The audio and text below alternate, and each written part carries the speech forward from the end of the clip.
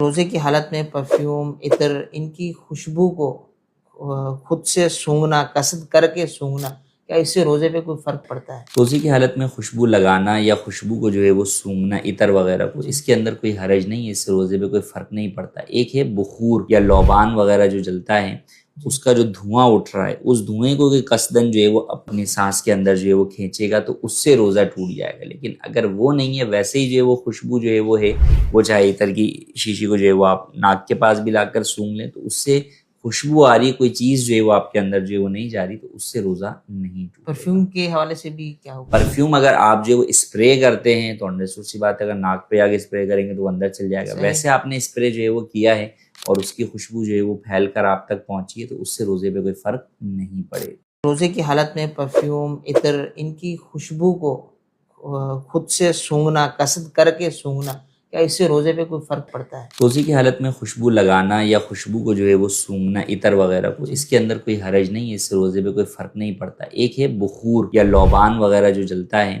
اس کا جو دھواں اٹھ رہا ہے، اس دھوئیں کو کہ قصدن جو ہے وہ اپنی سانس کے اندر جو ہے وہ کھینچے گا تو اس سے روزہ ٹوٹ جائے گا۔ لیکن اگر وہ نہیں ہے، ویسے ہی جو ہے وہ خوشبو جو ہے وہ چاہے عطر کی شیشی کو جو ہے وہ آپ ناک کے پاس بھی لا کر سونگھ لیں تو اس سے خوشبو آ رہی ہے، کوئی چیز جو ہے وہ آپ کے اندر جو ہے وہ نہیں جا رہی، تو اس سے روزہ نہیں ٹوٹے گا۔ پرفیوم کے حوالے سے بھی کیا ہوگا؟ پرفیوم اگر آپ جو اسپرے کرتے ہیں تو انڈرسٹوڈ سی بات ہے، اگر ناک پہ آگے اسپرے کریں گے تو وہ اندر چل جائے گا۔ صحیح۔ ویسے آپ نے اسپرے جو ہے وہ کیا ہے اور اس کی خوشبو جو ہے وہ پھیل کر آپ تک پہنچی ہے تو اس سے روزے پہ کوئی فرق نہیں پڑے گا۔ روزے کی حالت میں پرفیوم، عطر، ان کی خوشبو کو خود سے سونگھنا، قصد کر کے سونگھنا، کیا اس سے روزے پہ کوئی فرق پڑتا ہے؟ روزے کی حالت میں خوشبو لگانا یا خوشبو کو جو ہے وہ سونگھنا، عطر وغیرہ کو، اس کے اندر کوئی حرج نہیں ہے، اس سے روزے پہ کوئی فرق نہیں پڑتا۔ ایک ہے بخور یا لوبان وغیرہ جو جلتا ہے، اس کا جو دھواں اٹھ رہا ہے، اس دھوئیں کو کہ قصدن جو ہے وہ اپنی سانس کے اندر جو ہے وہ کھینچے گا تو اس سے روزہ ٹوٹ جائے گا۔ لیکن اگر وہ نہیں ہے، ویسے ہی جو ہے وہ خوشبو جو ہے